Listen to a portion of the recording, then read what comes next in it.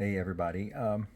Wanted to stop by and mention today that I've been reading a few things about June being Men's Mental Health Awareness Month. I hope I got that right, but I think mental health is something that, as in general, people do not take enough care of as far as themselves. And so I think specifically men, for the reason that traditionally men are the ones that don't cry, uh, you know, don't show emotion. The child says "I love you" and he says and then goes back to his newspaper or his game or whatever's going on. But as I get older, I realize that it is important not just to stay as physically healthy as you can, but mentally healthy. Like you're able to do the things that you really need to do day to day, day after day. And I guess some people call it getting into a rut where you become depressed, moody, angry, but it's not always just a rut. It's not always just, I'll get over it.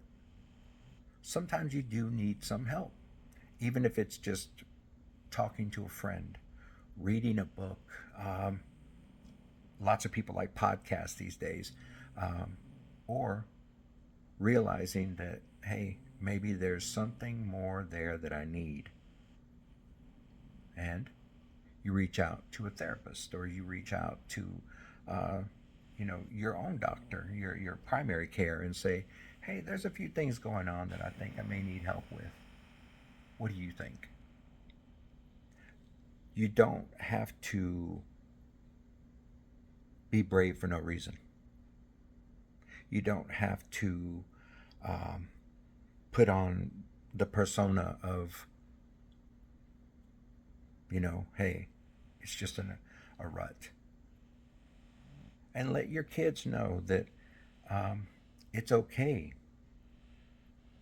if something's wrong to share it with somebody, to ask for help. Because when you don't ask for help, we lose the ability to get better because we don't know how to get better.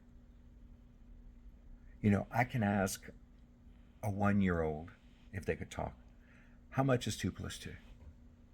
And the 1 year old would just stare at me and goo goo and gaga because they have no concept, not only of speech to understand what I'm saying, but of the mathematics that are just addition and seem so simple to us.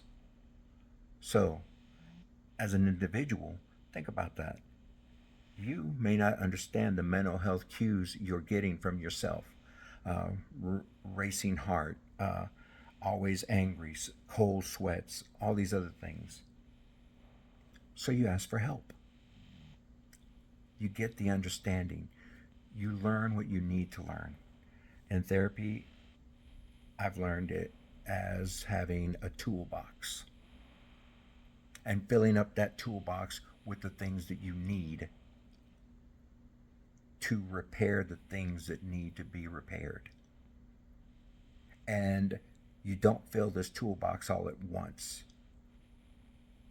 You go along and you learn how to develop these tools to best suit you.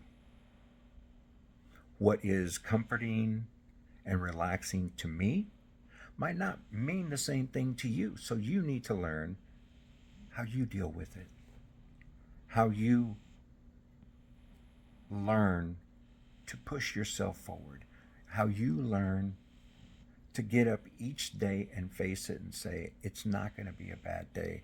I'm not going to be in a rut. I'm going to pay attention to myself. And if you see a friend who's struggling, help them. Be a friend. That's the most important part of friendship is when you see someone struggling, they're hanging on, you reach over the ledge and you pull them up. I think it's best said when, you know, think about some of my friends, and sometimes we say, you know, we got to look out for each other because we're all we've got. We're all we got. That's it. So help one another. Learn to be better. And if you need the help, get the help. Take care.